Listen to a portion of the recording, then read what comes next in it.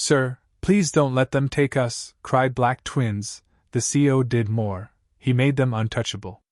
The fluorescent lights hummed their lonely song through the residential corridor of Hayes Industries, casting harsh shadows on walls that had witnessed countless lives come and go. 10-year-old Malik pressed his ear against the thin door of apartment 4B, his dark eyes wide with the kind of fear that settles deep in a child's bones. His twin sister Mariah sat on their parents' bed, clutching the faded quilt their mother had sewn from scraps of old uniforms. 3 days had passed since the accident. 3 days since their parents, Samuel and Grace, had been crushed under a faulty elevator in the company's main building while working the night shift. 3 days since the twins' world had crumbled like old concrete. The voices in the hallway grew louder, and Malik's heart hammered against his ribs. "The housing committee made their decision," said Mrs. Patterson from HR, her voice sharp as broken glass. "Company policy is clear. Non-employees cannot occupy residential units. But they're just children," whispered Mrs. Chin, the elderly woman from 4A who sometimes brought the twins soup. "Where will they go?" "That's not our concern," came another voice, one Malik recognized as Mr. Thompson, the building supervisor. "The state will handle it. There's a facility upstate that takes cases like this." Malik's breath caught in his throat. He had heard older kids whisper about that place: rows of metal beds, cold meals, and adults who looked through you like you were invisible. He stumbled backward, his small hands shaking. "Mariah," he whispered, but his sister was already beside him, having heard every word through the paper-thin walls. Their small apartment, with its mismatched furniture and family photos taped to the walls, suddenly felt like a fortress under siege. The smell of their mother's lavender soap still lingered in the bathroom. Their father's work boots sat by the door, caked with dried cement, as if he might walk through at any moment asking about their homework. "They want to remove us," Mariah said, her voice barely audible. She was 3 minutes older than Malik and had always been the brave one, but now her lower lip trembled like autumn leaves in the wind. Through their small window, they could see the company's main building stretching into the night sky, its countless windows glowing like stars. Their parents had cleaned every floor of that tower, had scrubbed every toilet, had emptied every trash can. For 12 years, Samuel and Grace had been invisible soldiers in an army that kept the corporate world spinning, and now their children were about to become casualties of that same indifference. The voices in the hallway faded, but the twins remained frozen, afraid that any movement might shatter what little time they had left. Malik walked to the kitchen table where their parents used to sit every morning, sharing 1 cup of coffee between them because money was tight. Grace would read Samuel the morning news while he packed their lunch in old margarine containers. "Remember what Mama used to say?" Malik asked, picking up a framed photo of their family taken last Christmas. In it, their parents stood behind the twins, Samuel's callous hands resting on Malik's shoulders while Grace smoothed down Mariah's hair. They looked tired but happy, their smiles genuine despite the weight of their struggles. "She said home isn't a place," Mariah replied, wiping her nose with the back of her hand. "It's where people love you." But as the twins looked around their small apartment, they both knew that philosophy wouldn't save them from the housing committee's decision. Love couldn't pay rent or fill out paperwork, or convince adults in suits that 2 children deserved to stay in the only home they had ever known. Later that night, after the hallway had fallen silent, the twins lay in their parents' bed, afraid to sleep in their own room where social workers might find them more easily. The building's heating system clanked and groaned like an old man's bones, and somewhere in the distance, they could hear Mrs. Patterson's television playing a late-night movie. "What if we hid?" Malik suggested, his voice muffled by the pillow. "We could live in the storage room downstairs." "No one ever goes there except Papa when he..." His voice broke, and he couldn't finish the sentence. Mariah stared at the ceiling, counting the water stains like constellations. "They'd find us eventually. And then we'd be in even more trouble." The apartment's silence pressed down on them like a weight. In the distance, they could hear the night shift workers returning to their quarters, their footsteps echoing in the empty hallways. These were their parents' friends, their community, the people who had watched the twins grow up in these corridors. But none of them had the power to change what was coming. Tomorrow, Mariah whispered. They'll come with the papers. Tomorrow, Malik agreed. They'll take us away. As the twins finally drifted into an uneasy sleep, either could have imagined that their plea for help would reach the ears of the one man who could change everything. Neither could have known that their father had once performed a small act of kindness that would ripple through time like stones dropped in still water. Outside their window, the corporate tower continued its silent watch over the residential quarters, its highest floors home to executives who made decisions that shaped thousands of lives. In the penthouse office, a light still burned, and behind a mahogany desk sat a man who was about to discover that true leadership sometimes meant kneeling down to meet a child's eyes. But for now, Malik and Mariah slept fitfully in their parents' bed, holding each other against the darkness, unaware that their world was about to change in ways they never could have imagined. The morning arrived like a judge delivering a verdict. Sunlight crept through the thin curtains of apartment 4B, illuminating the cardboard boxes that Mrs. Patterson had left outside their door with a note that read, "Pack essentials only. Transport arrives at 10 a.m. Malik stood in the doorway, staring at the boxes as if they were coffins. His stomach churned with hunger, but the thought of eating made him sick. Beside him, Mariah held their mother's photograph against her chest, her school uniform wrinkled from sleeping in it. "We should pack," she whispered, but neither twin moved. Down the hall, they could hear the mechanical sounds of efficiency, clipboards clicking, papers rustling, official voices discussing procedures and protocols. The housing committee had arrived early, transforming their home into a business transaction. Mrs. Patterson appeared at their door, flanked by two social workers in navy suits who looked like they had stepped out of a government manual. Behind them lurked Mr. Thompson with his master keys, ready to reclaim the apartment the moment the children were gone. "Now, children," Mrs. Patterson said, her voice artificially sweet, "we need to move along. The van is waiting downstairs, and there's paperwork to complete." One of the social workers, a thin woman with glasses that reflected the fluorescent lights, consulted her tablet. "Malik and Mariah Johnson, ages 10, parents deceased, no living relatives on file. Standard placement procedure. Standard placement procedure." Their entire lives reduced to 4 words on a government form. "Can we say goodbye to Mrs. Chin?" Mariah asked, her voice so small it barely reached the adult's ears. "There's no time for that," Mr. Thompson snapped, checking his watch. "The schedule is tight." As they walked down the hallway, past the doors of neighbors who had watched them grow up, the twins felt like prisoners being led to execution. Some residents peeked out through barely cracked doors, their eyes filled with sympathy they couldn't afford to express. Speaking up meant risking their own housing, their own jobs, their own family's security. The elevator that had once been their parents' domain now felt like a tomb. The twins pressed themselves against the back wall, while the adults discussed logistics as if they weren't there. Mrs. Patterson mentioned something about clearing the incident report and avoiding complications. When the elevator doors opened onto the main lobby, the twins were hit by a wave of morning chaos. Employees hurried past with coffee cups and briefcases, their footsteps echoing off marble floors that their father had mopped countless times. The lobby's massive windows let in streams of golden light that made everything look important and official. "This way," the social worker commanded, pointing toward the exit where a white van waited like a hungry beast. But as they crossed the lobby, something extraordinary happened. The executive elevator chimed, and out stepped Richard Hayes, the company's CEO. The twins had seen him before, always from a distance, always surrounded by important people in expensive suits.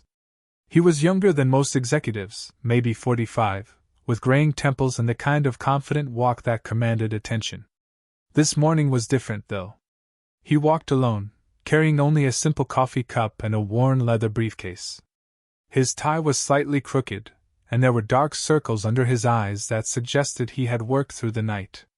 As he crossed the lobby, employees instinctively stepped aside, creating a path of respect mixed with fear. Something inside Malik snapped. Maybe it was desperation, maybe it was the memory of his father's stories about Mr. Hayes, Or maybe it was simply the primal instinct of a child who had nothing left to lose. He broke free from the group and ran. "Sir!" Malik's voice cracked as he called out, his worn sneakers squeaking against the marble floor. "Sir, please!" Richard Hayes stopped mid-stride, his attention drawn by the urgency in that small voice. Behind Malik, Mariah was running too, her school dress fluttering like broken wings. The lobby fell silent. Conversation stopped. Coffee cups paused halfway to lips. Even the security guards froze, unsure whether to intervene or observe. "Sir, please don't let them take us!" Mariah cried out, her words echoing off the marble walls like a prayer. Tears streamed down her face, but her voice was strong, filled with the kind of courage that only comes from having nothing left to lose. The twins reached Richard Hayes and stopped just feet away, their small bodies trembling with exhaustion and fear. They looked up at him with eyes that held too much pain for children so young, eyes that reflected their father's gentle spirit and their mother's quiet strength. "Please," Malik whispered, his voice barely audible now. "This is our home." Mrs. Patterson's heels clicked rapidly across the floor as she approached with the social workers in tow. "Mr. Hayes, I apologize for this disruption. These children are being relocated according to company policy. We'll have them removed immediately." But Richard Hayes wasn't looking at Mrs. Patterson. He was looking at the twins, seeing something in their faces that made him remember why he had started working in the first place. In Malik's eyes, he saw determination. In Mariah's tears, he saw hope refusing to die. The entire lobby waited in breathless silence, as if the building itself was holding its breath. This was a moment that would be whispered about in break rooms and boardrooms for years to come. The morning two children changed everything by simply asking for help. And in that silence, Richard Hayes made a decision that would reshape not just two young lives, but the soul of his entire company. The emergency board meeting was called for 11 a.m., but the battle lines had been drawn the moment Richard Hayes knelt down in the lobby and whispered to the twins, "Wait for me upstairs. No one is taking you anywhere today." Now, in the glass-walled conference room on the 42nd floor, the company's most powerful executives sat around a mahogany table that cost more than most employees made in a year.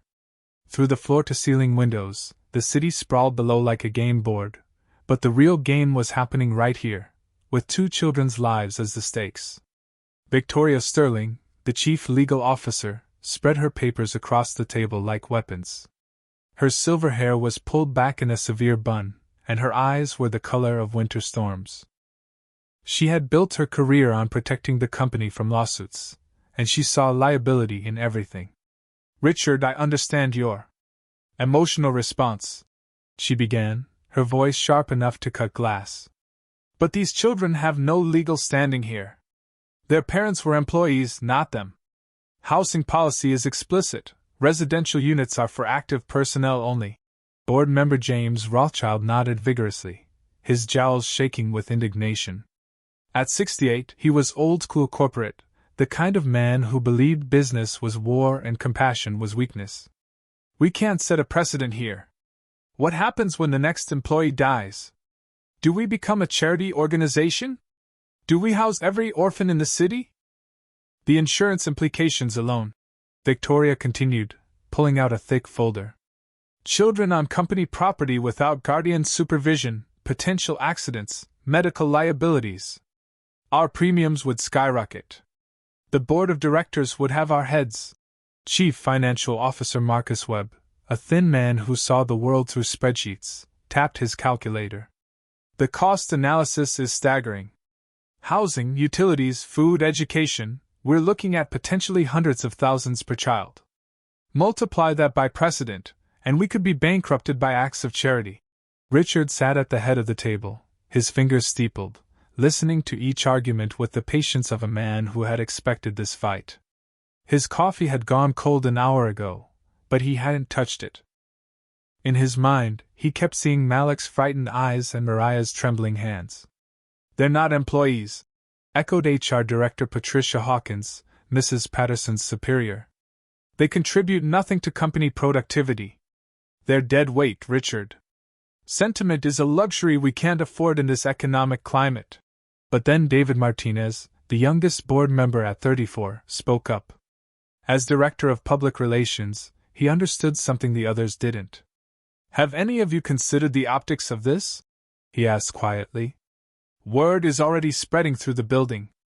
Employees are talking about those children. If we throw them out after they made that public plea, optics don't pay the bills." Rothschild snorted. "Since when do we make business decisions based on what the janitors think?" That comment hit Richard like a physical blow. Samuel Johnson had been more than just a janitor. He had been the man who stayed late to help set up board meetings, who noticed when executives forgot their briefcases and quietly returned them, who had once found Richard working alone at 3 a.m. and brought him coffee without being asked. "The janitors," Richard said slowly, his voice carrying a dangerous edge, "are the people who keep this company running while you're all sleeping in your suburban mansions." The room fell silent. Victoria's pen stopped moving. Webb's calculator sat ignored. Richard stood and walked to the window, looking down at the residential quarters where 2 children waited in an empty apartment, probably wondering if the adults would decide their fate like a budget allocation. "The Hendersons in accounting," Richard continued, his back to the room. "They have 3 kids. If something happened to them, would you throw those children into the system? The Martinez family in IT, would their twin boys be acceptable losses?" "That's different," Victoria protested. "The Hendersons and Martinez are white-collar employees. They have insurance policies, savings accounts, extended family networks." She stopped abruptly, realizing what she had just revealed. The silence that followed was deafening. Richard turned around slowly, his eyes moving from face to face around the table. "Different how, Victoria? Because they're not black? Because they don't clean toilets for a living?" David Martinez shifted uncomfortably in his seat, while Rothschild's face turned red with embarrassment or anger. It was impossible to tell which. "Now you're being unfair, Richard," Victoria said, but her voice had lost its earlier confidence. "This is about policy, not race. Is it?" Richard asked. "Because I'm looking at a room full of people who are willing to throw 2 orphan children into state care, and the only arguments I'm hearing are about money and liability. Not one person has asked about their well-being. Not one person has suggested alternatives." Webb cleared his throat. "What alternatives could there possibly be? They're not employees. Company policy is clear." Richard smiled, but it wasn't a pleasant expression. It was the smile of a chess player who had been thinking several moves ahead while his opponents argued about pawns. "Company policy," he repeated softly. "Written by this board. Enforceable by this board. And changeable by this board." The room erupted in protests, but Richard raised his hand for silence. Outside the window, storm clouds were gathering, and somewhere 42 floors below, 2 children waited to learn whether the corporate world had any room for mercy. "We'll vote on it," Richard announced. "All in favor of maintaining current policy and removing the Johnson children?" 7 hands rose around the table. Only David Martinez kept his hands folded. "All opposed?" Richard raised his hand alone. "Motion carries," Victoria said with satisfaction. "The children will be removed immediately." Richard nodded calmly and walked to the door. "Thank you all for making this so easy for me." As he left the conference room, the board members exchanged confused glances. They had won the vote, but somehow, looking at Richard's retreating figure, victory felt more like the beginning of a war they weren't prepared to fight. Richard Hayes took the executive elevator down to the residential quarters, each floor counting down like the seconds on a bomb. The board members thought they had won, but they had forgotten one crucial detail. Richard wasn't just the CEO, he was the majority shareholder. Their vote was advisory. His decision was law. He found the twins in apartment 4B, sitting on their parents' bed with 2 hastily packed bags at their feet. They looked up when he entered, their eyes holding the fragile hope of children who had learned not to expect miracles but couldn't stop wishing for them anyway. "Mr. Hayes?" Mariah whispered, her voice barely audible. Richard knelt down until he was at their eye level, just as his own father had done when Richard was their age and facing his own impossible situations. The expensive suit didn't matter. The corporate title didn't matter. In this moment, he was simply a man who remembered what it felt like to be powerless. "Listen to me very carefully," he said, his voice gentle but firm. "No one is going to take you away from here.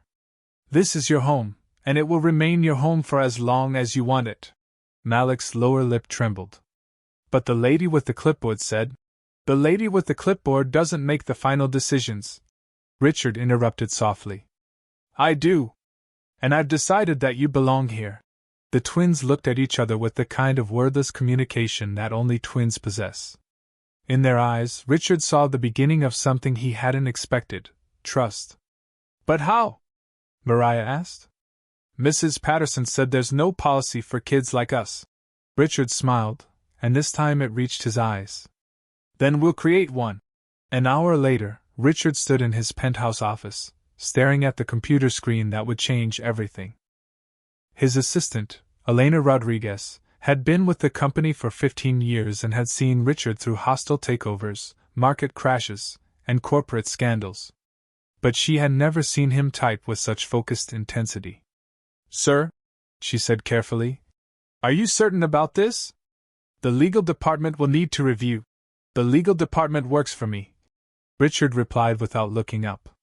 "Victoria Sterling works for me. The entire board works for me, even if they sometimes forget that fact." His fingers flew across the keyboard, each word carefully chosen, each sentence building towards something that had never existed in corporate America. On his desk sat a photograph he rarely looked at, himself at age 12, standing outside a state facility with a social worker clutching a trash bag full of his possessions. His own parents had died in a factory accident, and the company had washed its hands of him faster than Victoria Sterling could draft a liability waiver. That 12-year-old boy had sworn that if he ever had the power to change things, he would. Today, that promise was being kept. "Elena, I need you to schedule an emergency company-wide meeting for tomorrow morning," Richard said, printing out the document he had been crafting. "Every employee, every shift, every department. Also, contact the legal team and have them prepare implementation documents immediately." Elena read over his shoulder, her eyes widening as she absorbed the words on the screen. "Sir, this is revolutionary. The board will never. The board will adapt or be replaced," Richard said calmly. He signed the document with a flourish, his signature bold and decisive. "Send a copy to every board member with a note. Implementation begins immediately." The document was 3 pages long, but its heart could be summarized in a single paragraph. The Hayes Industries Adoption Clause: any child of a company employee who dies while in active service shall be granted permanent residential rights within company housing, full educational sponsorship through college graduation, and comprehensive health care coverage until age 25. This policy is irrevocable and may only be amended to expand benefits, never to reduce them. Effective immediately. But Richard had gone further. Much further. He had created a trust fund, seeded with $50 million of his own money, to ensure the policy's permanence. He had established an oversight committee that included employee representatives, not just executives. Most importantly, he had written the clause into the company's charter, meaning it would survive even if he didn't. Victoria Sterling's phone call came within minutes. "Richard, this is corporate suicide," she said without preamble. "The insurance costs alone will bankrupt us. The shareholders will revolt. You'll be removed from the board by Christmas." Richard looked out his window at the residential quarters, where 2 children were probably wondering if adults ever kept their promises. "Victoria, let me explain something about shareholders," he said calmly. "I control 62% of the voting shares. The next largest holder owns 4%. Simple math suggests that shareholder revolts are more difficult than you imagine." The silence on the other end of the line was deafening. "As for insurance costs," Richard continued, "our company makes $8 billion in annual profit. We can afford to take care of our people's children. What we cannot afford is to lose our humanity in the pursuit of quarterly earnings. The board will never accept this," Victoria threatened. Richard's smile was audible in his voice. The board serves at my pleasure, Victoria. They would do well to remember that. After he hung up, Richard walked to his safe and withdrew a small, worn envelope. Inside was a letter his father had written but never sent, a resignation notice protesting unsafe working conditions at the factory where he died 3 days later. At the bottom, in his father's careful handwriting, were the words, "Some fights are worth having, even when you know you'll lose." But Richard wasn't going to lose this fight. He held all the cards, commanded all the power, and most importantly, he remembered what it felt like to be a frightened child with nowhere to go. Downstairs in apartment 4B, Malik and Mariah were unpacking their bags, moving with the careful hope of people who had learned to expect disappointment. They didn't know that 42 floors above them, a man was rewriting the rules of corporate America with their names as the foundation. By 6 a.m. the next morning, the news had spread through Hayes Industries like wildfire and dry grass. The night shift workers whispered about it in the break rooms. The early morning janitors discussed it while emptying trash cans. The cafeteria staff debated it while preparing breakfast for thousands of employees. By the time the day shift arrived, everyone knew about the Johnson twins and the adoption clause. Maria Santos, who served lunch in the employee cafeteria, found herself crying over the soup she was stirring.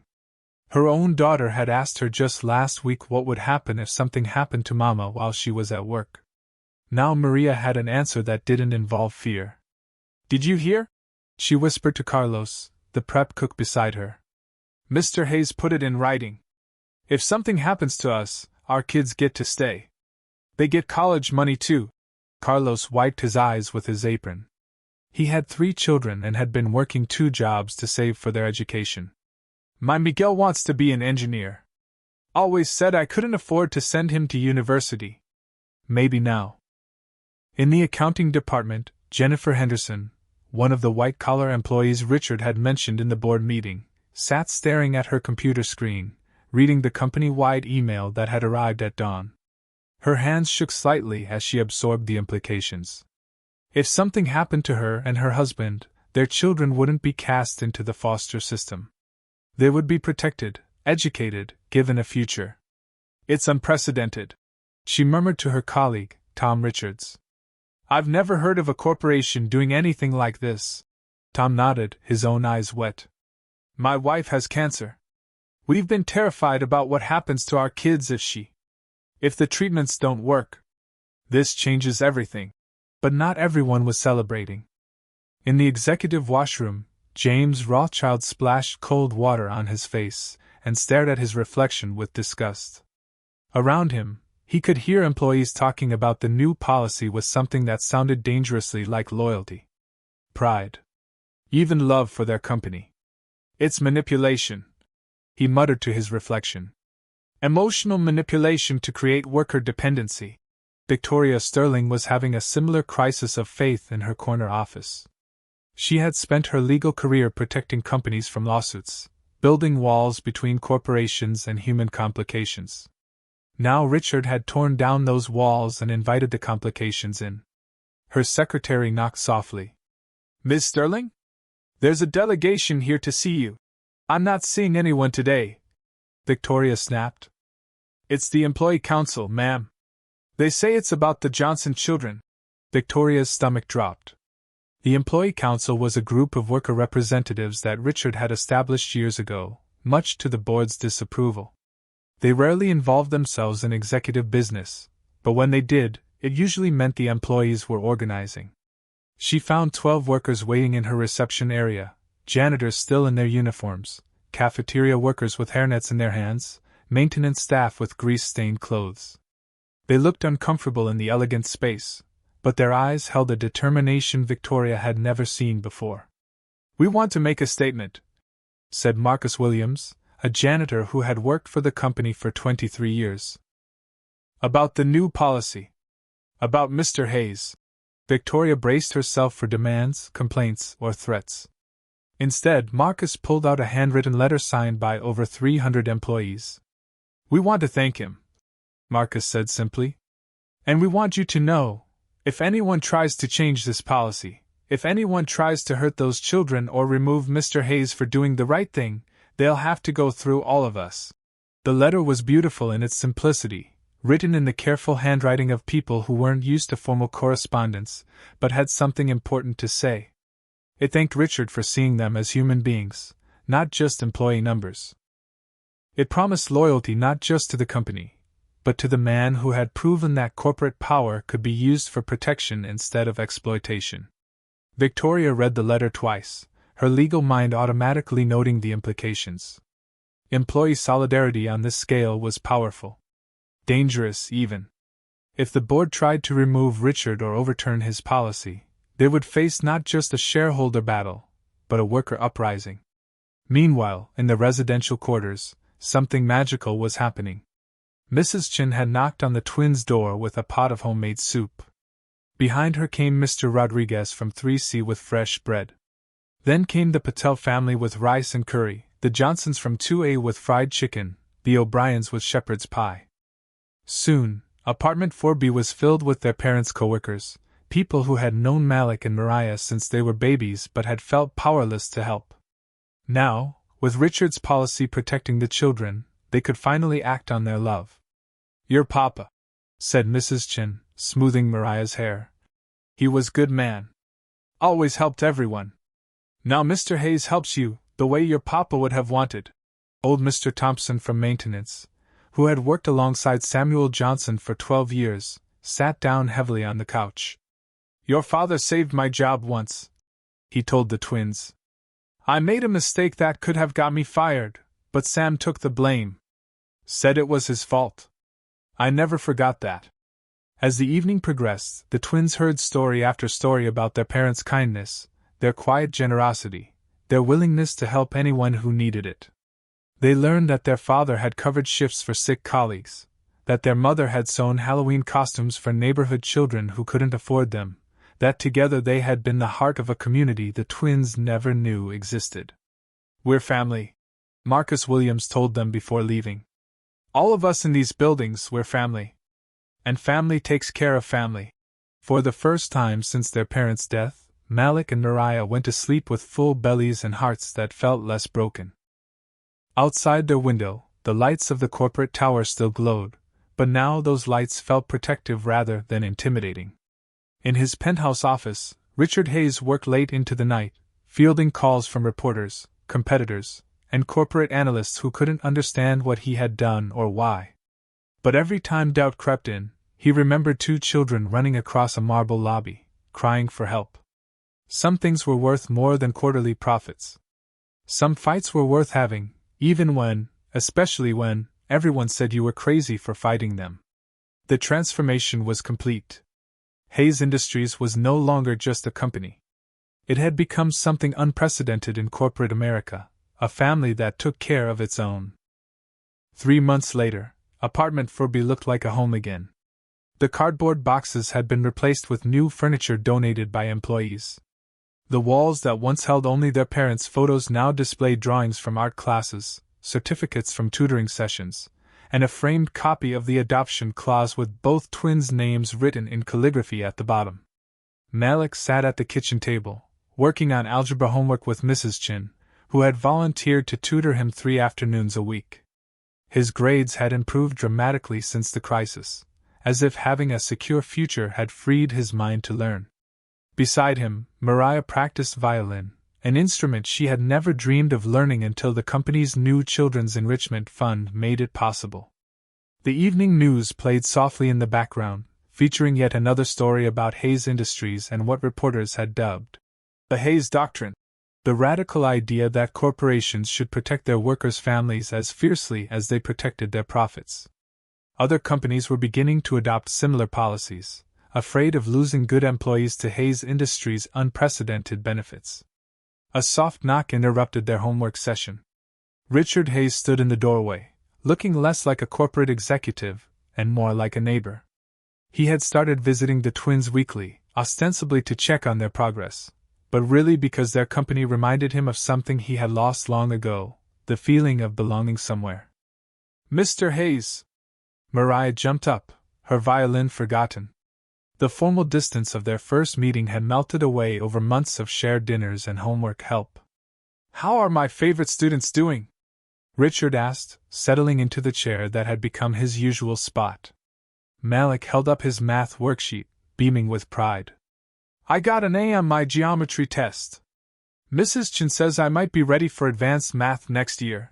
Richard's smile was genuine, the kind that reached his eyes and stayed there. Your father would be so proud. He always said you two were the smartest kids in the building. As they talked about school, friends, and dreams for the future, none of them mentioned the ongoing corporate drama that continued to swirl around Richard's decision. Victoria Sterling had quietly resigned, unable to reconcile her legal philosophy with the company's new direction. James Rothschild and 2 other board members had been replaced by employee-nominated candidates who understood that business success and human compassion weren't mutually exclusive.